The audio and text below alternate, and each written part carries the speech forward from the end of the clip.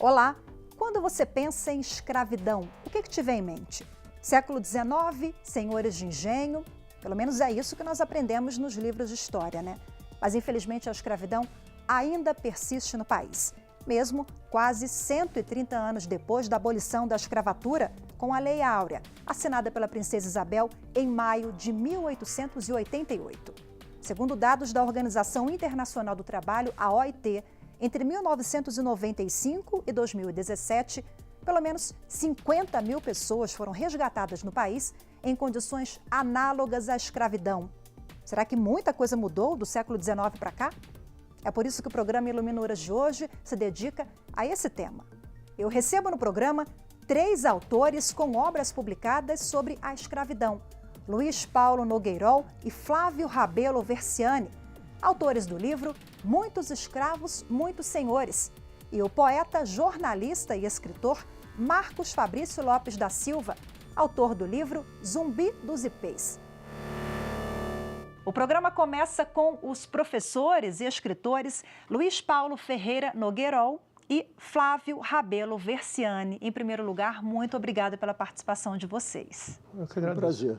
Obrigado. O professor Luiz Paulo era do Departamento de História da Universidade de Brasília e o professor Flávio do Departamento de Economia.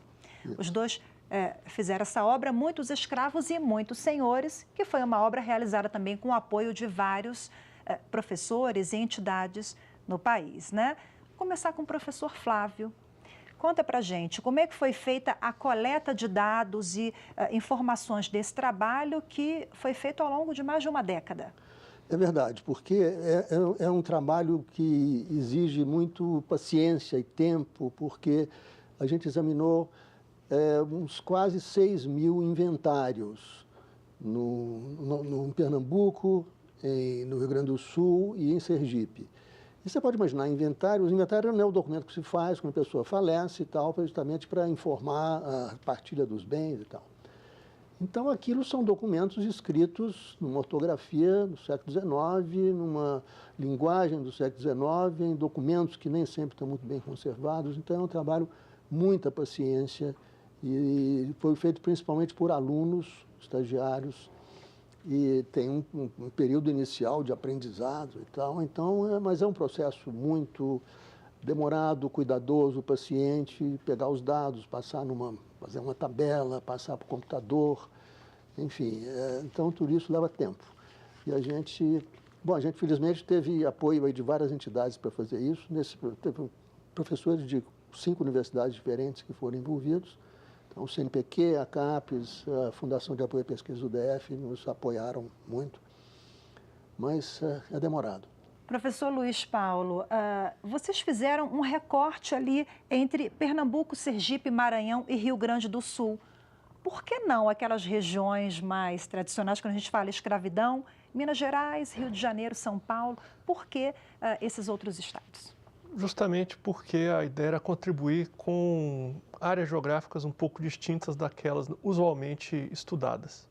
Essa foi a razão. Vocês abordam algumas peculiaridades dessas regiões que foram escolhidas para o trabalho, né? Qual a diferença básica?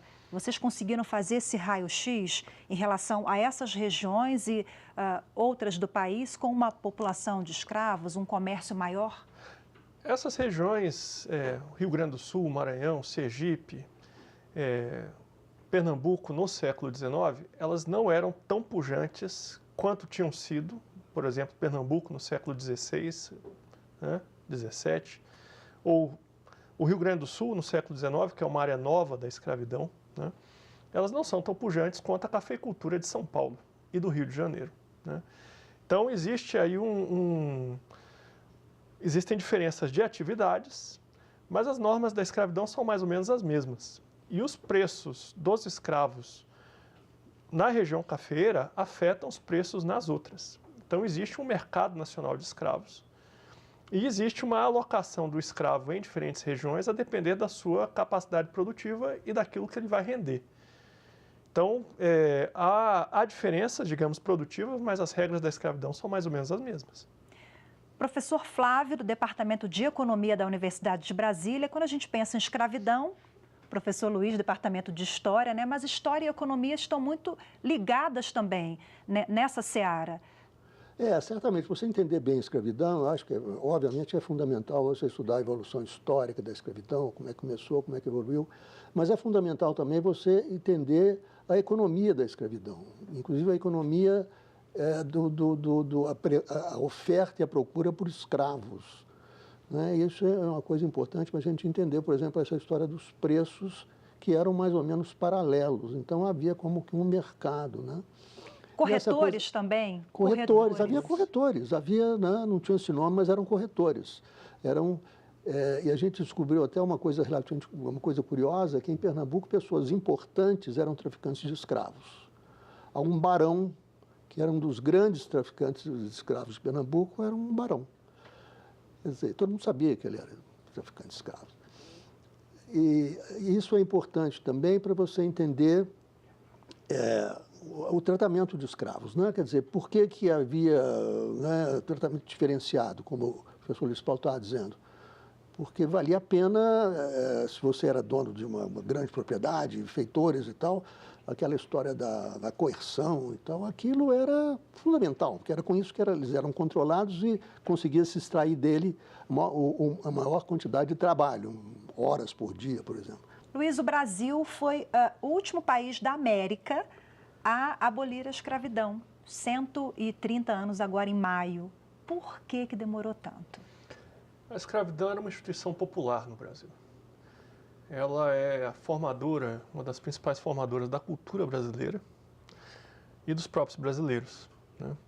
E a escravidão, ela se popularizou, por hipótese, a partir do final do século XVIII.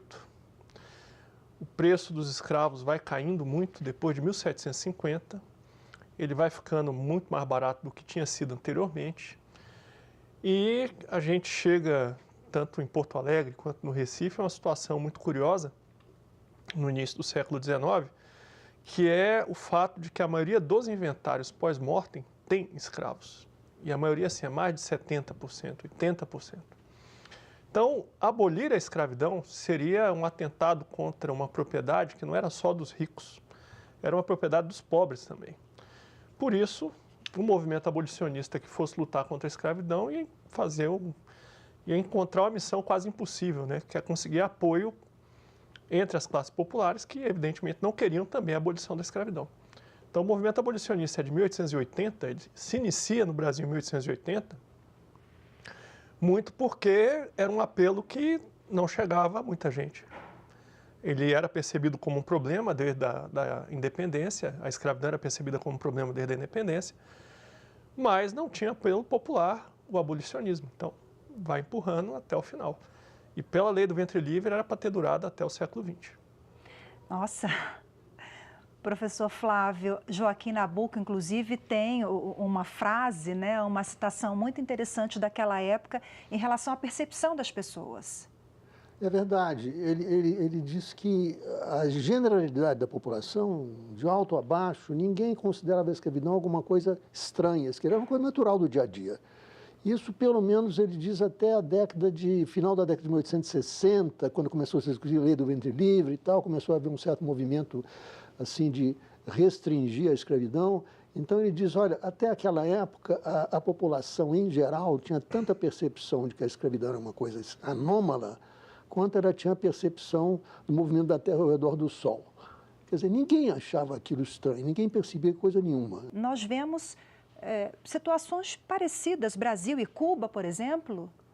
Sim, o tráfico de escravos, ele serviu a praticamente toda a América. Do Canadá à Argentina teve escravidão. Agora, houve sociedades em que a escravidão foi mais importante, como no Brasil, as do Caribe e a do sul dos Estados Unidos. E no século XIX, existe uma segunda escravidão, que é diferente daquela vida na América até o final do século XIX, que é uma escravidão muito estimulada pela Revolução Industrial. Muito se argumenta que a Revolução Industrial foi um óbice para a existência da escravidão. Há divergência a respeito disso. A grande massa do tráfico de escravos para o Brasil, por exemplo, vai de 1780 a 1850. Nesses 70 anos chegaram talvez 2 milhões dos 5 milhões de escravos que foram desembarcados no Brasil. E esse mesmo tráfico servia a outros lugares na América, como Cuba e os Estados Unidos. E o que acontece é que o tráfico ele esquenta com a Revolução Industrial, porque existe mais demanda por algodão, que é produzido nos Estados Unidos, por açúcar, que é a especialização de Cuba, e por café, que é a nossa especialização. Então, as semelhanças são enormes. O sistema de trabalho do escravo ao longo da semana, a jornada de trabalho, era chamado em inglês, francês, holandês, espanhol não, mas inglês, francês e holandês, de sistema do Brasil. É importante a gente entender esse passado para compreender o momento atual. A história é sempre assim, né? Sim. O Gilberto Freire argumenta, no Casa Grande Senzala, e me parece que ele está correto, que a cultura brasileira ela foi muito formada pela escravidão. Então, são valores que se modificam muito lentamente, porque a cultura, entre as coisas que se modificam, é uma das que mais lentamente se modifica. Então, o período da escravidão é muito importante para entender a nossa cultura e muitos dos juízos que se faziam a respeito das pessoas estão conosco, estes juízos. Para a gente finalizar a conversa, muitos escravos, muitos senhores, né? Um trabalho riquíssimo, um raio-x, um trabalho de investigação sobre a escravidão nessas regiões no século XIX. Mas curiosidades também, vocês já falaram aqui ao longo da entrevista várias, né? Tem uma do Rio de Janeiro, da Santa Casa de Misericórdia. Conta pra gente, professor. É curioso, porque a Santa Casa era, né, até hoje, uma instituição de caridade. As pessoas que tinham escravos, que estavam doentes, pessoas ricas e tal, né? Pessoas ali, distintas na ocasião. A gente vê a lista lá das pessoas que deixavam os escravos para tratar, deixavam os escravos lá e, naturalmente, pagavam. Mas começou a haver um problema que as pessoas às vezes não tinham dinheiro para pagar o tratamento do escravo, deixou o escravo lá, então não iam buscar o escravo. Ficavam na Santa Casa com aquele problema com o escravo, não sabiam o que tinha que fazer com aquilo. Então estabeleceram uma regra escrita, foi incluída lá nas regras que norteavam lá o tratamento de escravos, que se a pessoa é pobre, ela não precisa pagar pelo tratamento do seu escravo. Porque aí não tinha o problema de ficar aquele escravo lá que ninguém buscava e eles não tinham o que fazer com ele. Quer dizer, isso é uma evidência muito clara de que pessoas pobres tinham escravo. Uhum. Histórias como essas e outras histórias estão aqui no livro Muitos Escravos, Muitos Senhores, que faz um raio-x da escravidão nordestina e gaúcha no século XIX. Muito obrigada mais uma vez pela participação de vocês aqui no programa. Parabéns pelo trabalho, esse trabalho árduo de investigação, né? Professor Flávio, professor Luiz, agradeço. Eu que agradeço, muito obrigado. Valeu. O programa Iluminuras agora faz uma breve pausa e daqui a pouco a gente volta a falar sobre escravidão com o poeta, escritor e jornalista Marcos Fabrício Lopes. Até já.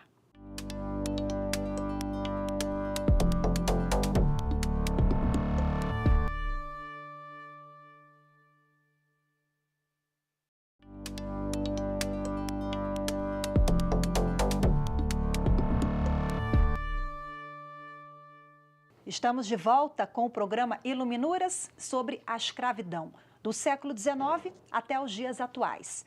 Agora, no segundo bloco, eu recebo o poeta, jornalista e professor Marcos Fabrício Lopes da Silva. Em primeiro lugar, muito obrigada pela sua participação, Marcos. Agradeço desde já pela oportunidade. Bom, Marcos é autor de várias obras aqui, entre elas Zumbi dos Ipês. Né? Esse livro aqui com a capa muito interessante, um tecido africano. Sim, né? sim. O que o leitor vai encontrar na sua obra? O leitor vai encontrar, né, a travessia do sujeito negro dentro do mundo ocidental, em especial no Brasil, né, onde acontece de tudo, desde os aspectos mais nefastos da história da humanidade, os processos discriminatórios, violentos, até todo um percurso de luta, de empenho, de sabedoria, de conhecimento dos movimentos negros que se fizeram ao longo da história do nosso país. Então eu dividiria o livro em dois momentos. o momento da escravidão e o momento da autonomia. E é justamente nesse entrelugar que a história do negro no Brasil se faz presente e atuante. Autonomia, Cartola, você começa, né, com esse poema logo na abertura. Eu quero que você, por favor, leia um trecho aqui de Autonomia para a gente. Um trecho não, quero que você leia todo esse poema, por favor. Que é o início, né, do que nós vamos desvendar na obra. É impossível nesta primavera, eu sei. Impossível, pois longe estarei, mas pensando em nosso amor, amor sincero. Aí, se eu tivesse autonomia, se eu pudesse, gritaria: não vou, não quero. Escravizaram assim um pobre coração, é necessária nova abolição para trazer de volta a minha liberdade. Se eu pudesse, gritaria amor. Se eu pudesse, brigaria amor. Não vou, não quero. Esse é o primeiro poema de uma série de poemas. Marcos é poeta, jornalista, né? Fala um pouquinho sobre os outros, a mensagem que você passa. Sim, o trabalho poético é desenvolvido dentro de um pensamento de literatura. Roland Barthes dizia que a literatura é a capacidade de equacionar a vida e a ciência. A ciência é muito grosseira, porque ela quer dar sempre conceitos. É papel dela buscar a verdade. A vida é sutil. A vida, ela é delicada. Por mais mecânicos que a gente queira ser, a existência nos escapa. E nesse processo, entre o que escapa e o que determina, a literatura se posiciona. E eu me alimento dela justamente para tentar também entender a negritude, que é um processo muito complexo, né? Porque é um tipo de conhecimento muito importante, porém invisibilizado, né? Por muito tempo na história do Ocidente, imaginou que negro não tivesse alma, que negro não tivesse pensamento, que negro não tivesse sabedoria. Zumbi dos Ipês, né? Eu tenho certeza que Zumbi dos Palmares está aqui na sua obra, né? A escolha foi justamente por essa liderança, essa referência que foi Zumbi dos Palmares. Sim, porque Zumbi é uma liderança democrática. Abdias do Nascimento chamava esse movimento político de quilombismo, que para ele foi um dos primeiros movimentos políticos do Brasil. Ou seja, Quilombo dos Palmares foi uma experiência de ciência política na prática. Por quê? Porque primeiro você tem uma natureza comunitária que ali se desenvolve. Ali se tem escolas, ali se tem uma sociedade que trabalha, que pensa, que constitui família. Você tem ali toda uma valorização do legado negro vindo de África e, consequentemente, aclimatado no Brasil. Você tem polos de resistência, pessoas que se recusam a seguir as ordens da escravidão. Então é importante também que a gente perceba a contribuição do negro na conjuntura democrática. Vamos pensar num diploma legal importantíssimo, que é o Estatuto da Igualdade Racial, né? Ali se deu o reconhecimento de que o Estado brasileiro era racista, tinha dívidas enormes com a população negra e que haveria todo o empenho para que a União efetivasse os direitos de cidadania dos negros no Brasil. Nós somos a pátria da diversidade e, para fechar essa conta, nós temos um abismo social que nos envergonha. Resquícios da escravidão nos dias atuais, às vezes com com pequenas atitudes do dia a dia, a própria nomenclatura, como você identifica o negro hoje, né? A forma de chamar, de agir, né? Fala para a gente um pouquinho sobre essa questão, que você já viveu também. Sim. Primeiramente o seguinte, né? Negro é uma palavra linda, uma vivência maravilhosa e uma experiência individual e coletiva impressionante. Nós temos condições cada vez maiores de valorizar esse pertencimento. É uma escolha, é uma identificação. Antes de ser uma identidade dada por alguém, é uma identificação que você escolhe atuar e colocar a sua vida à disposição dessa causa. Ser negro no Brasil é uma das maiores causas que existe. Eu posso garantir isso a você. O que acontece?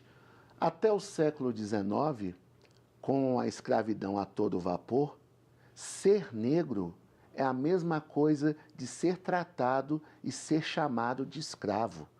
Por isso que o termo carrega um tom pejorativo, considerando a sociedade racista que nós temos. Não há o que esconder. Nós não temos aqui cordialidade no sentido respeitoso do termo. Nós temos um cenário, no meu entender, uma conjunção de concentração de renda e de apartheid. Isso é visível nos números, né? Isso é visível na relação do dia a dia. Por exemplo, quando um branco se destaca, ele é o empenhado. Quando um negro se destaca, é o esforçado. Acho que tem diferença entre empenhado e esforçado, né? Então, por exemplo, quando o branco raciocina, ele pensa. Quando o negro raciocina, ele saca. Tem diferença. Então, nós temos um preconceito que começa na linguagem. O preconceito maior, ele é um linguístico. E aí ele vai ultrapassando as outras vertentes. A econômica, a social, a de gênero, a étnico-racial. Por que na linguagem? Na linguagem, justamente porque é aonde as palavras são escolhidas para eleger alguns e desmerecer outros. E isso é muito forte, é muito significativo, né? Quando você, por exemplo, vamos colocar o caso de Cartola, não é? Cartola, ele é um compositor, não é um compositor? Por que não chamá-lo de poeta? Vou dar um outro exemplo. Jamelão foi um dos maiores intérpretes da história da música popular brasileira. E ele passou a carreira toda sendo chamado de puxador. E ele falava, não, eu não sou puxador, eu sou intérprete. Eu estudo, eu me preparo. Então, quer dizer, essa linguagem da técnica, do ensaio, ela é afastada pelo racismo da competência negra. Só é dada ao negro a capacidade lúdica, na música, no futebol, no esporte. É a capacidade lúcida. Faço uma pergunta aqui. Todos lembram de Pelé, mas será que lembramos de Milton Santos? Será que lembramos de Muniz Sodré? Será que lembramos de Conceição Evaristo? Será que lemos Machado de Assis, assim como a gente acompanhou Garrincha, Romário? É isso que eu chamo de linguagem, sabe? E essas situações, elas são resultados de um racismo estrutural. E só para dizer mais uma coisa, quando o negro se chama de negro, respeite, porque um dos legados da escravidão foi justamente um negro não ser tratado nem como gente. Então, quando ele se percebe na inteireza da sua negritude, é papel de todo e qualquer brasileiro respeitar, reverenciar e admirar. Ok, muito obrigada pelas informações, por dividir conosco, né, essa parte da história de todo o seu trabalho, que é dedicado a essa temática em várias obras que temos aqui do Marcos, né, em especial Obrigado. Zumbi dos Ipês. Eu agradeço, né? pela atenção, fico muito feliz de estar aqui e pode ter certeza que estou sendo muito bem escutado. Com certeza, nós que agradecemos mais uma vez, parabéns pelo seu trabalho.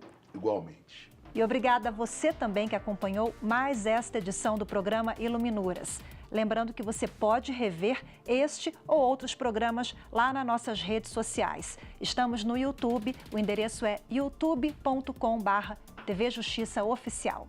Até a próxima.